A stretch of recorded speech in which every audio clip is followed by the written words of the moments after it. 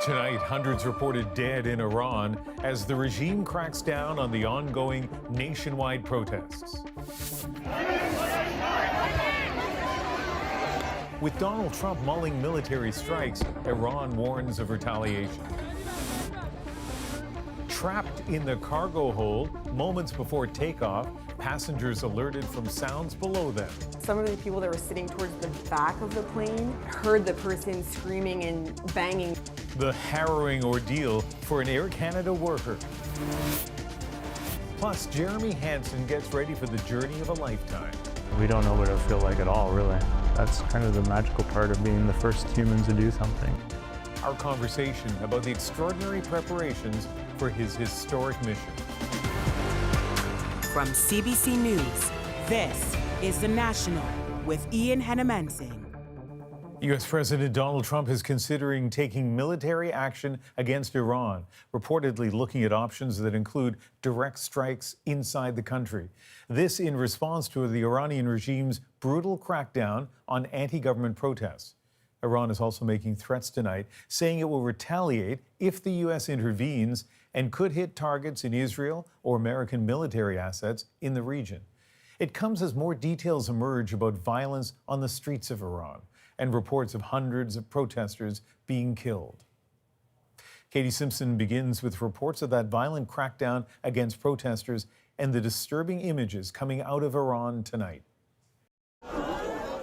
Bodies are lined up outside a forensic medical center, there for loved ones to identify. Agonizing moments as the scope of the violent government crackdown in Iran slowly begins to emerge. Activists say about 500 protesters are confirmed dead as they investigate reports of more than 500 additional killings. Should we confirm all of these numbers, the number of those killed will exceed 1,000. And that's in just 15 days, which is, it's extraordinary. Demonstrations began in late December, sparked by a collapse in the country's currency, turning into wider anti-government protests spreading beyond Tehran. Iran's president says he's determined to address the economic concerns as he blames outside forces. The United States and Israel are sitting there giving instructions to these people, he said, accusing both countries of supporting what he called sabotage. The U.S. president is considering American military intervention after being briefed on possible strike options, saying Tehran is close to crossing his red line. There seem to be some people killed that aren't supposed to be killed. We're looking at some very strong options. He also revealed that on Saturday, Iranian leaders reached out to him for talks. We may meet with them. I mean, a meeting is being set up, but we may have to act because of what's happening before the meeting. There are direct pleas for Trump to get involved from the exiled son of the deposed Shah, who went on Fox News saying he sees support from the people for intervention. They know that you're not going to throw them under the bus as they have had before. The Trump administration carried out targeted strikes in Iran last June, hitting key sites connected to Iran's underground nuclear weapons development facilities. In the Iranian parliament, a warning for the U.S. to stay out, delivered by the speaker. I have advice for the delusional president of the United States, he said. Israel, as well as U.S. military bases and ships in the region, will be legitimate targets. Trump was asked about that new threat by reporters on board Air Force One, and he said if Iran follows through, the U.S. would hit back at levels they wouldn't believe, describing it as a very powerful force. And Katie, Trump also said he's considering his options about what might be next. Yeah, he says he's getting hourly updates about the situation on the ground. He'll reportedly meet with his advisors about this on Tuesday. And while no final decisions have been made, Trump certainly appears emboldened after the successful U.S. military operation in Venezuela. Katie Simpson in Washington. In Canada, those with connections to Iran are watching and waiting anxiously. Jennifer Yoon now with their fears for loved ones in Iran and shows of solidarity across Canada. They didn't let him to express his feeling. Mo Masuri thought he would never see his nephew again, a political dissident sentenced to life in prison.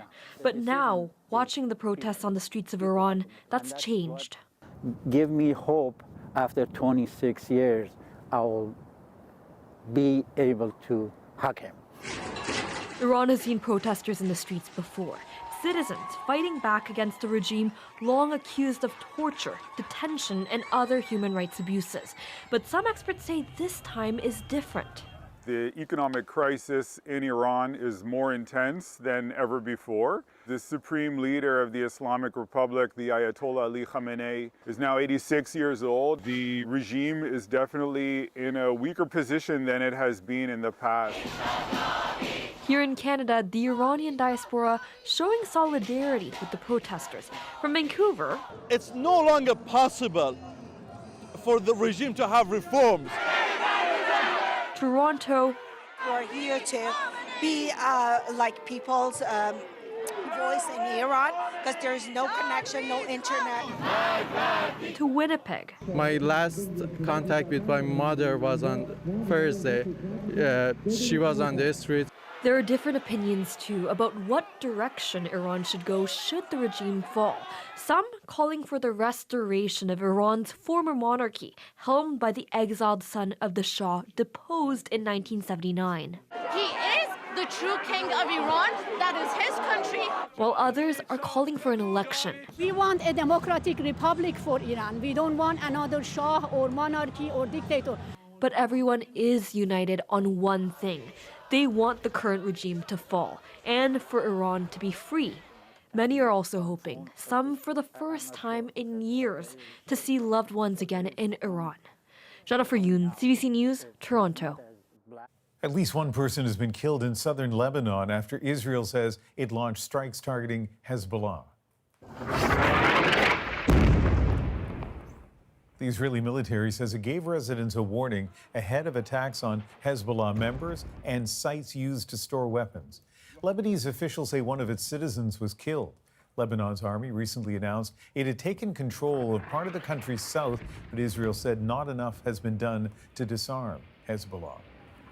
For the fifth straight day, people have taken to the streets of Minneapolis to protest the fatal shooting of Renee Good and push back against the ICE agents who have descended on their city.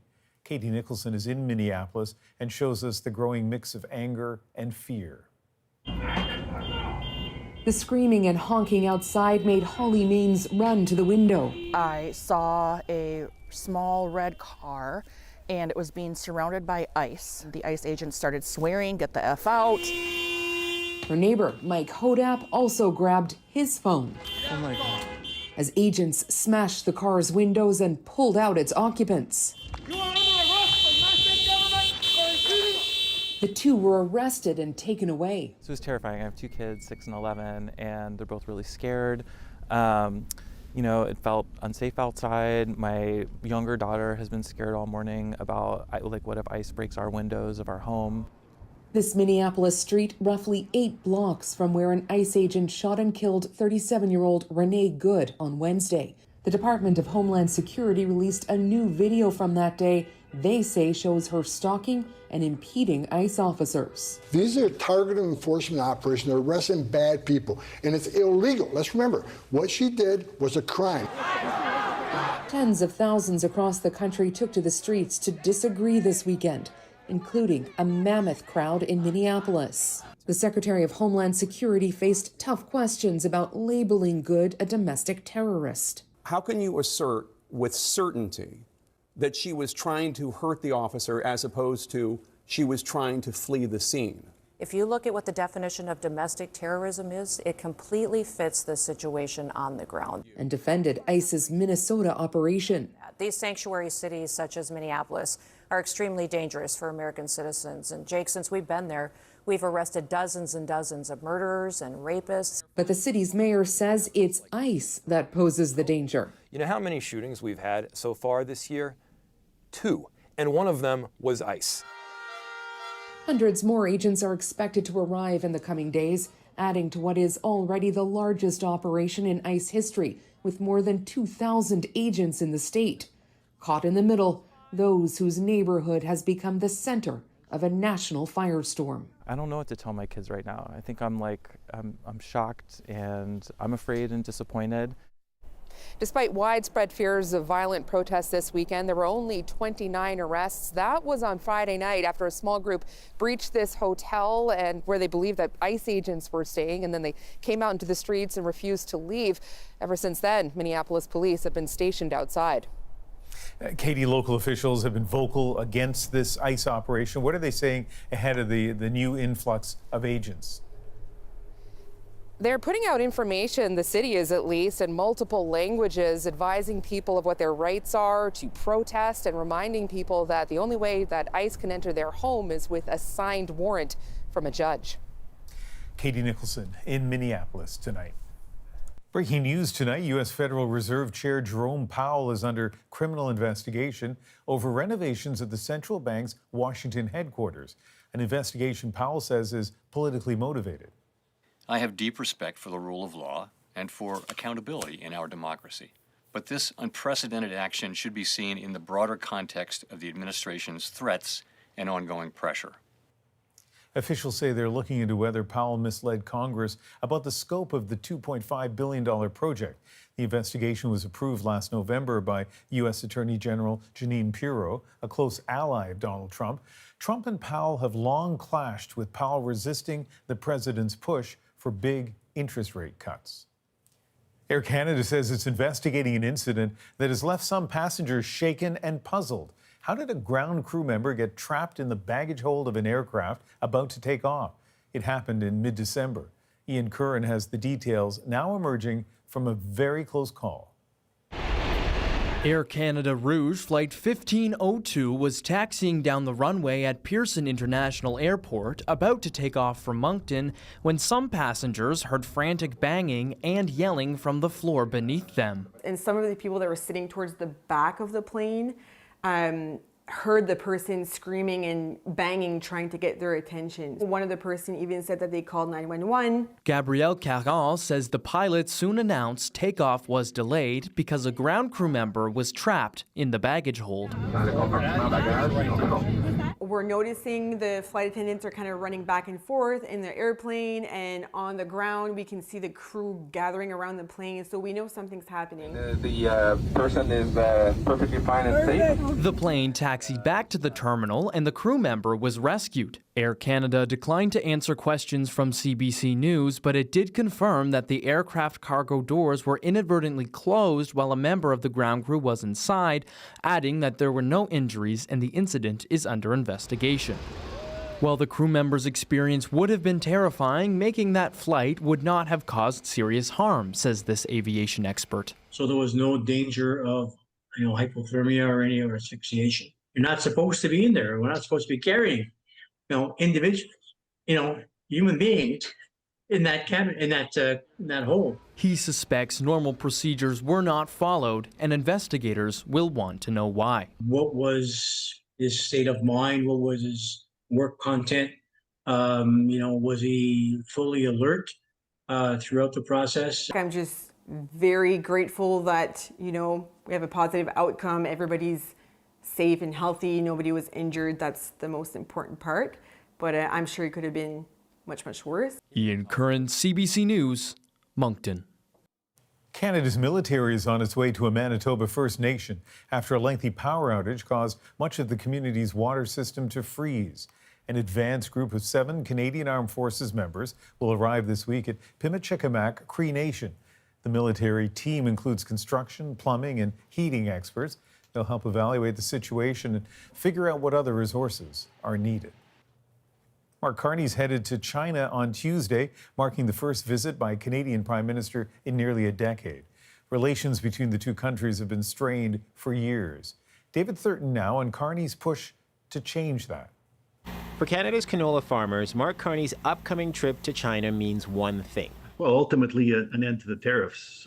That's what we need. This grower figures his family farm has taken a hit worth nearly $500,000. It's a significant impact. Carney leaves Tuesday for China to meet the Chinese President Xi Jinping.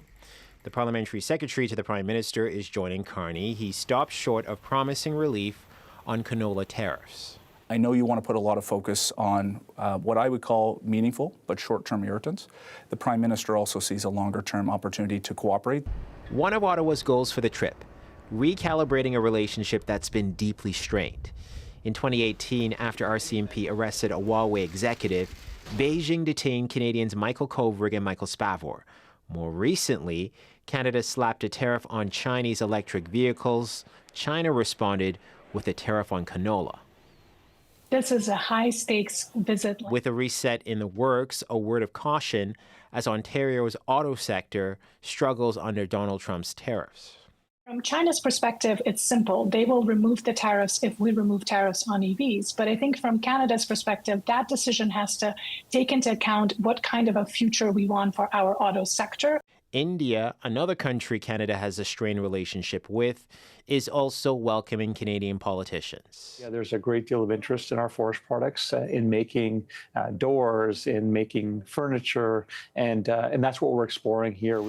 BC's forestry sector has been hard hit by U.S. tariffs. Over the last decade, the province has seen sawmill after sawmill close, including on Vancouver Island, where Conservative leader Pierre Poilievre was Saturday. This is a failure by both the NDP government in BC and the Liberal government in Ottawa. While the Prime Minister focuses on expanding Canada's trade ties abroad, Poilievre says Canada needs to focus on fixing its existing trade deal with Washington.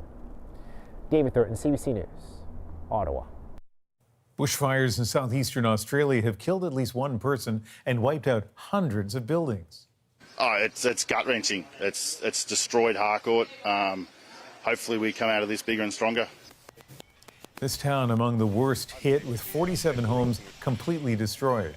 The state of Victoria has declared an emergency, deploying thousands of firefighters and dozens of aircraft. This has been Australia's worst outbreak in 6 years. Authorities fear that more hot, dry winds could stoke the fires for weeks. There are questions tonight about Milan's new Olympic hockey arena and whether it will be ready for next month's games. Quibino Duro shows us how the rink is holding up now that players have finally tested the ice. After months of uncertainty about Milan's ability to deliver an Olympic hockey arena, finally players got a test run. The reviews, far from perfect. It was a little soft, the puck was kind of sticking, but I mean overall I think it was okay for the first few games on this new arena, and yeah, hopefully by Olympic time it'll be ready to go. Multiple games were held to assess the quality of the ice in light of continued concerns. On Friday, a game was paused at one point when a hole formed in the ice, but organizers say that's normal. It happens all the time in hockey matches, and it was very, very limited. And again, that was the first time the ice been used at all. Off the ice, the arena itself has faced construction delays. Milano Cortina 2026 officials are confident seating, ice, and most hospitality areas will be finished for the games, while locker rooms and other amenities may not be complete. I think this arena right now already shows signs to be a fantastic place for hockey or for any activities that will take place here in the future. So we're very excited to see it take its final shape. Poke check to the line. Sidney Crosby takes off. Crosby with a breakaway. Scores! Raising the stakes, this is the first Olympics with NHL players in more than a decade. At one point, the league threatened to pull out. The International Ice Hockey Federation says there's no reason for NHL players not to come. We got European players. We don't make any difference when we organize a World Championship. We want to make sure about the quality of ice, the security for the player. Doesn't matter where they come. So now I can say we're ready for the competition. Despite concerns, Olympic events at this venue are set to go ahead, with both the men and women hoping to reach the top of the podium yet again. Quibino Duro, CBC News, Montreal. Some sad news to pass along from the music world. Bob Weir, founding member of the legendary band The Grateful Dead, has died at the age of 78.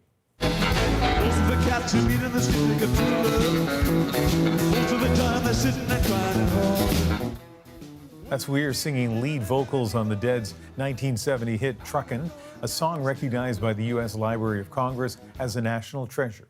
The veteran songwriter and guitarist was still in high school in the 60s when he formed the band along with Jerry Garcia.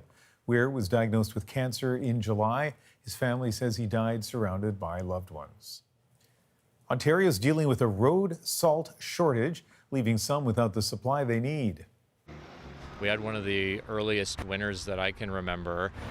The impact on snow removal across the province.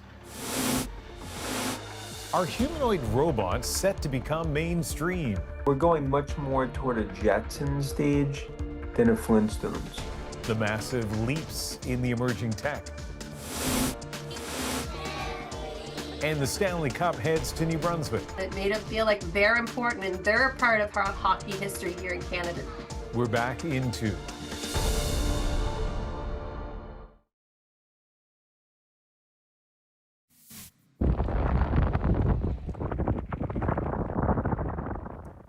Hawaii's Kilauea volcano, one of the world's most active, has erupted again. Lava spewed from 2 vents, reaching up 6 meters in the air. U.S. officials say volcanic tremors and spattering intensified overnight. The volcano has been frequently erupting for more than a year, but isn't a danger, at least not currently, to nearby homes. Some Ontario cities are scrambling to cope with a shortage of road salt. Philip Lee Shannock shows us how they're stretching out a short supply. Just like diamonds, road salt is precious these days. At this Toronto area landscape supplier, a lucky few came away with a full load. But stock is running low. We had one of the earliest winters that I can remember, and we've had just so many precipitation events. There's just been a huge increase in the need for salt. He's doing what he can so his supply can meet demand. There's been rationing, mixing salt with sand, sourcing from further afield, but that adds thousands of dollars per truckload. And unfortunately, that cost has to be passed along. Strange in a province that has among the largest salt reserves in the world. His preferred supplier in southwestern Ontario has been running full crews round the clock through the holidays to keep up. When you get a high demand within weeks instead of spread out over a couple of months, and that's what we're seeing now. Producers and suppliers prioritize municipalities, but even they are running low. There is a mix of the sand and the salt.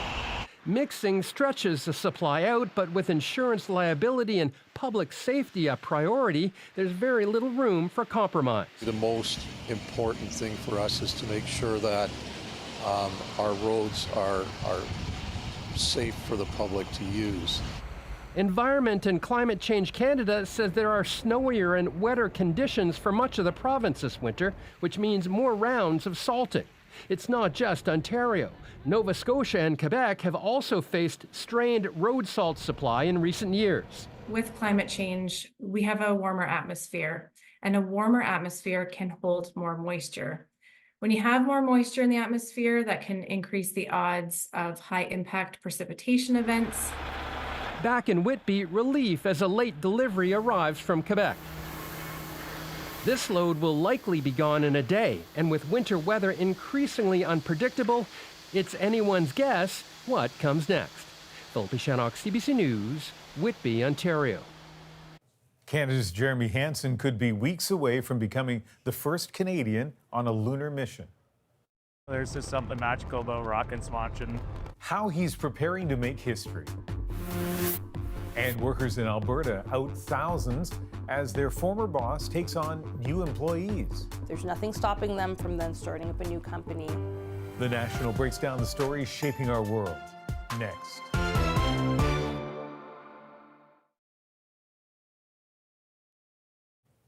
The future of AI came to life this week at the world's largest consumer tech show. Human-like robots, which can take on everyday chores, dominated the Las Vegas event.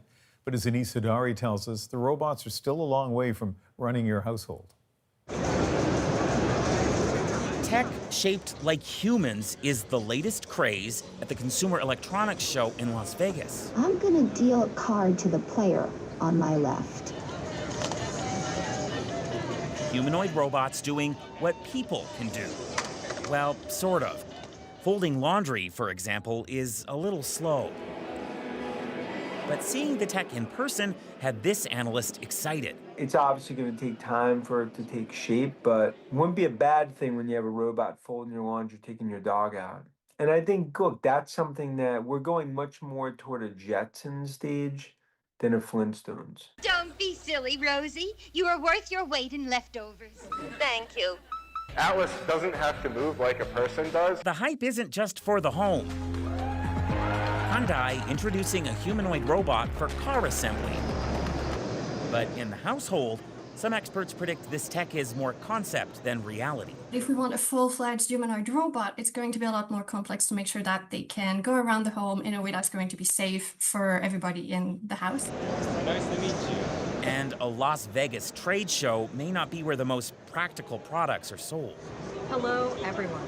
Companies showcase new products and innovations here.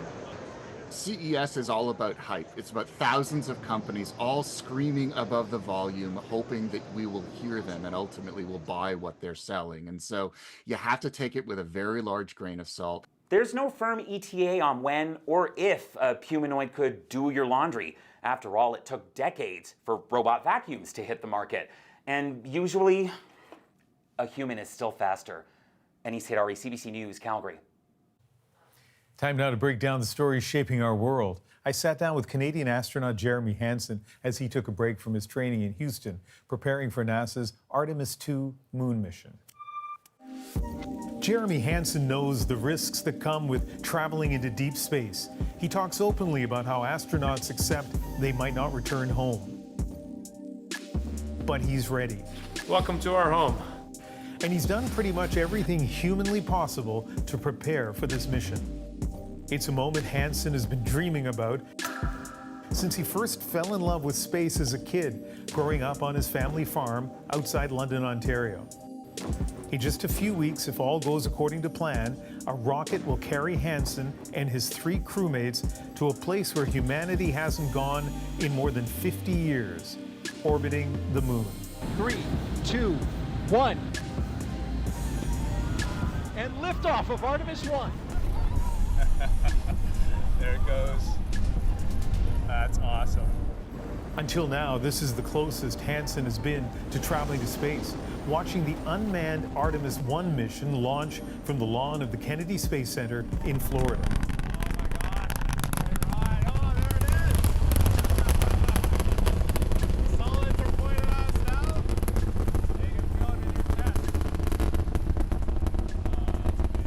Soon, Hansen will be on board that spacecraft, becoming the first Canadian to travel beyond Earth's orbit. I caught up with Hansen at the Houston Museum of National Science to re-watch that launch in the Burt Baker Planetarium and to hear about a journey that began on his family farm and will soon take him near the moon.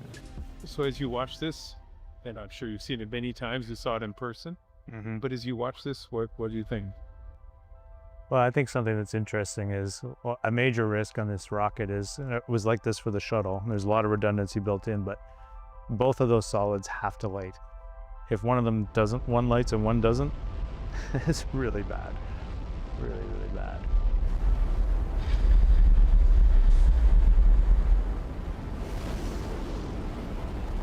So as you see that, do you feel, are you impressed? Are you intimidated? Yeah, I don't know. It makes me giggle. I don't know if that's a nervous laugh or what. But I don't know. There's just something magical about rockets launching. This is a big rocket. And those solids, the white solid rocket boosters on the side, but they are serious business. There's a lot of power there. And the one thing about solids is they are a very rough ride. They cause a lot of vibration. And so we don't really know what it's going to feel like for us, but we anticipate it'll be pretty bumpy. So for all the simulations you've done and all the studying you've done, you still don't really know exactly what these moments are going to feel like. No, we don't know what it'll feel like at all, really. That's kind of the magical part of being the first humans to do something, is that human experience. What was it like to ride it? Yeah, that'll be neat to share that story.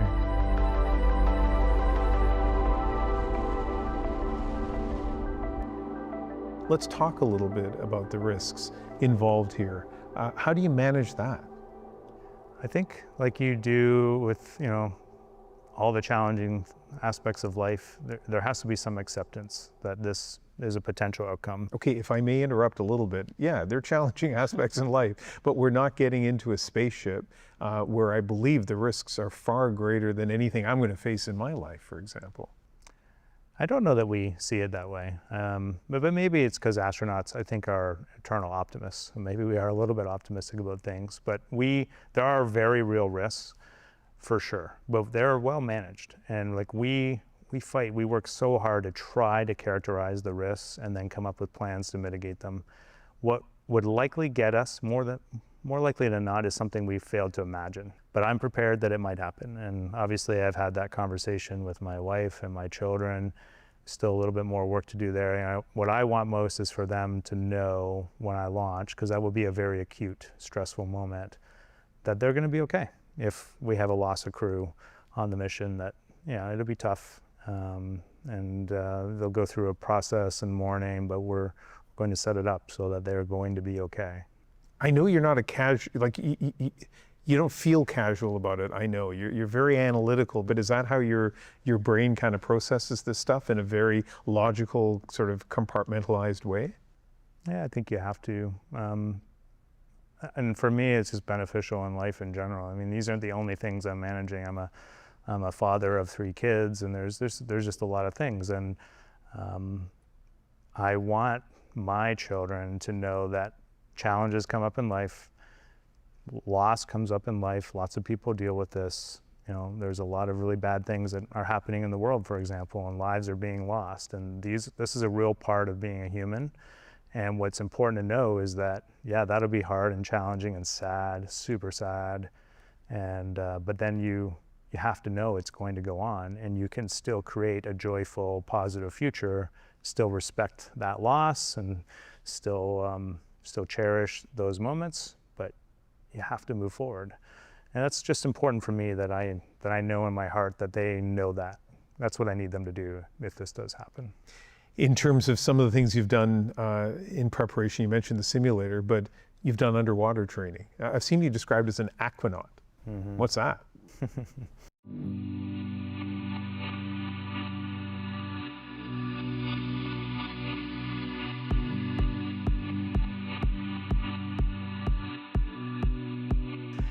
Definitely one of the coolest life experiences. We historically have sent astronauts, small groups of astronauts, to live on the ocean floor in this Aquarius habitat off of Kilauea, Florida, because it's like going to space. You go to this new environment, you're underwater, you're in like a little mini space station, but then on top of that, you get to go out and do these simulated spacewalks on the ocean floor with like a helmet on, and you're diving, and it's just so extraordinary. One of the other aspects of it that is really useful for us is it's actually very dangerous. You're a saturated diver. So anyone that knows anything about diving, you go down, there's a limited amount of time, and then you have to come up. And if you come up too quickly, you'll get the bends, these nitrogen bubbles in your blood. Well, we're down there for a week. We're completely saturated. So if you have a problem down there and you just decide to go to the surface, you're dead. And so you have this different mindset when you're down there. It's like everything is higher risk. If I get an injury, I can't just get to the surface in the next hour and get to a hospital. We're really stuck down here. It's going to take us the better part of a day to get somebody safely to the surface. And it's just a different way of living and thinking and dealing with stress. And caves, being in caves also were part of your training? Explain that to me. Very similar rationale for doing that. A hostile, dangerous environment, teaching astronauts how to cave, something that you're probably not familiar with. So learning new skill sets, going to an austere environment, putting your teamwork skills into practice. So I spent about a week with a group of astronauts learning how to be a caver, learning the skills, the rope skills for going up and down, squeezing through tight spaces, techniques for that, swimming in the caves. And then we spent another week where we just went deeper and deeper into the cave system every day. We slept in there, we ate in there, we didn't come out at all. And we were exploring, we were mapping, we were collecting science samples for real scientists, doing real proxy science for people. It's the most dangerous thing I've ever done. It is super, super risky. And that's great, because you can mitigate that risk, but you have got to be on. Like, you can't take a moment off, because you can kill yourself in a heartbeat. And when you're in your sleeping bag in your tent, yeah, you can rest. But when you are out moving around in the cave system, you have got to be switched on. There are about 50 reasons I could never have been an astronaut, and that's probably number one. Like, would not go down into the cave. I mean, the experiences that you've had, and you haven't even gone on this mission yet. The things you've done in your training, I mean, you were talking to me before we started about going to the emergency room here in Houston. Tell me about that.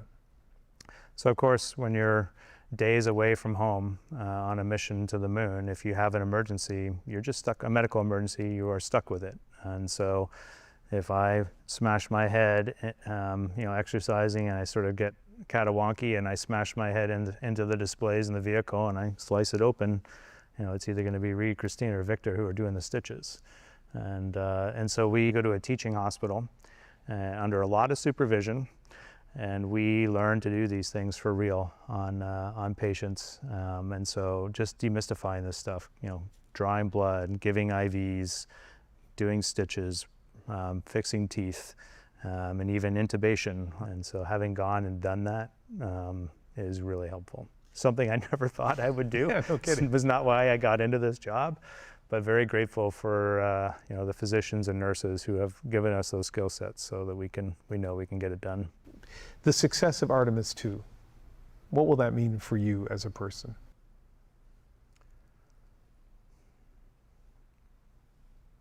Yeah, tough one, Ian.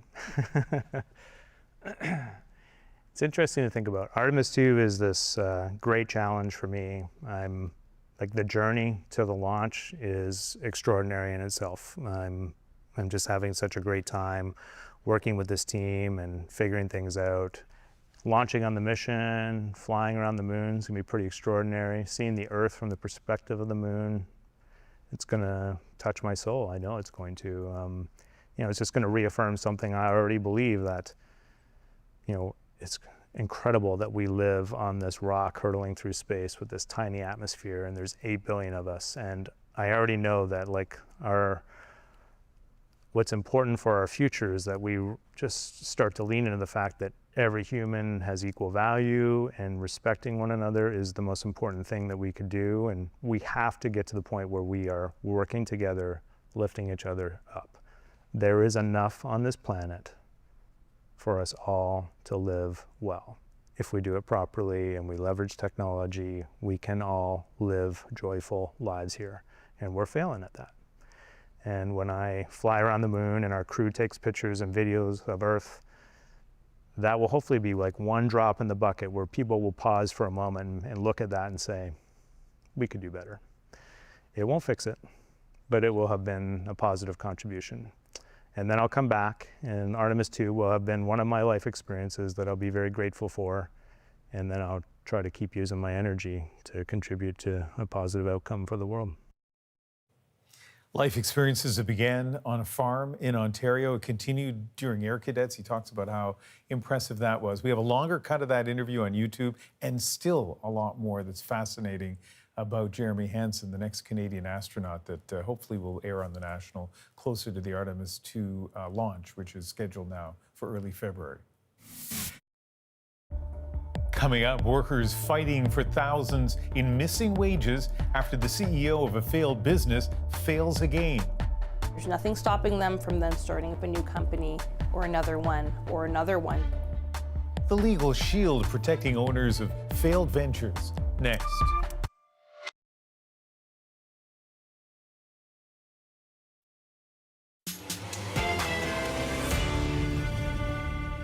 Workers of a failed startup left without pay as a Calgary entrepreneur's venture fails again. There's really a limited ability on the government to police potential bad actors in the system. Why the law protects owners from personal liability when businesses fail. Ithel Musa looks at one CEO's 2 failed companies and why there's limited protection for workers. Remy Lhomme settled in Calgary after moving to Canada from France, ready for a new adventure. He found a job in customer service at a startup called Canopy, a travel company advertised as a one-stop shop for vacation bookings.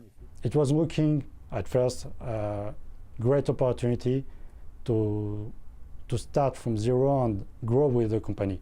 But things took a turn when his paycheck started to slow and then stopped altogether. Lhomme says the CEO, Ifeanyi Daniels Okunekwe, always had an excuse. They were always explaining it was an issue with the investor trying to send the money in Canada, and it was a banking issue. No insulation, no drywall, nothing. It's just like this, all inside. What Loam didn't know was that in 2023, CBC News reported that 3Evolution, another company started by Daniel Zakunakwe, left homeowners in Edmonton with mortgages on unfinished builds, and tradespeople seeking more than $180,000 in unpaid invoices. Loam now wonders how he was able to start another company and leave more people in the lurch. He was still able to do that again freely. There's nothing stopping them from then starting up a new company or another one or another one.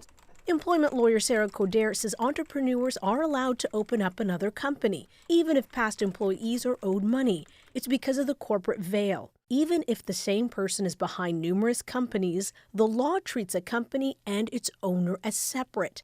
The company is seen as the legal entity. That means a business owner is not personally liable for ventures that flop. In other words, Daniel Zakunakwe doesn't owe his former employees. His companies do, and it seems his companies are out of money. We can't get blood from a stone, and at the end of the day, there's really a limited ability on the government to police potential bad actors in the system. Loam filed a complaint with Alberta's Ministry Overseeing Jobs. It determined he's owed $14,000, and he's not alone. A government database shows 3Evolution owes its former employees more than $80,000, while Canopy owes more than $152,000 in unpaid wages. A video obtained by CBC News shows Daniel Zakunakwe addressing Canopy's shortcomings in a meeting. So it wasn't because we wanted to ignore everybody's pain or everybody's reality. We thought we had finalized a few things to hit a brick wall and not even know where to go at the time we did. It was just so interesting to see how easily the employer can get away with it.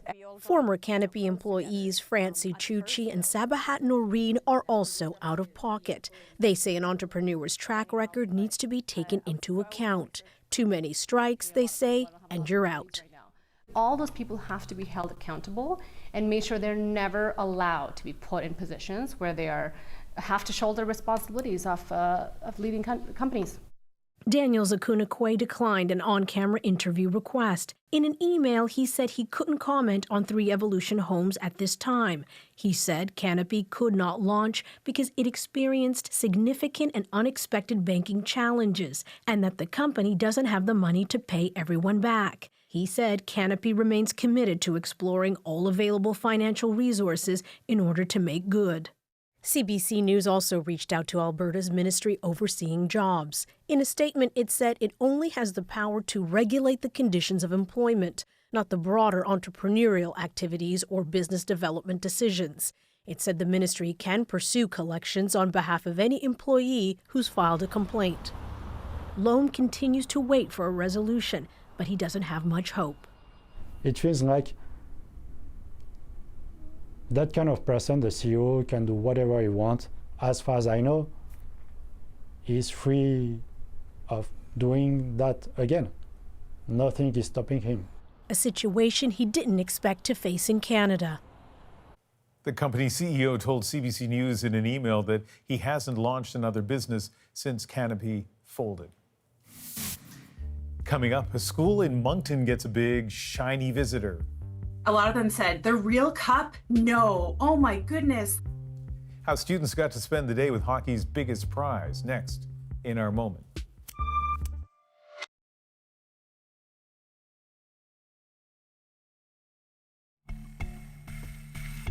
That is the Stanley Cup taking a bit of a detour from its normal home as its keeper carried the trophy into classrooms filled with excited students. The cup traveled through Arnold H. MacLeod School in Moncton, New Brunswick, creating an unforgettable moment for many students, and now that experience makes our moment. Hi, everybody. As soon as it came into the room, it almost had gravitas to it. You felt like you were in the room really with history, and the kids were in awe. A lot of them said, the real cup? No. Oh my goodness. It was so much bigger than what they were expecting. Everybody was in full shock. It was giant. I asked if they ate guacamole out of it. I thought it was really big, and it had a lot in it. Howie the handler was with it, and he brought the cup outside of the box that he carries it with and set it on top. It's actually on wheels, which is convenient. They may not see the cup ever again, depending on where they go in life. I know the students will remember forever, really. When you see things on TV like the NHL, it feels very far away, especially living in Moncton, New Brunswick. Having the actual Stanley Cup here, it made it feel like they're important and they're a part of hockey history here in Canada too. Yeah, having grown up just outside Moncton, I know exactly what she means. You just don't think of the Stanley Cup being so close you could even touch it. A nice moment. From all of us on The National, thanks for being with us. I'm Ian Hannah-Mansing in Vancouver. You can join me on CBC News Network weeknights at 7 Eastern. See you then.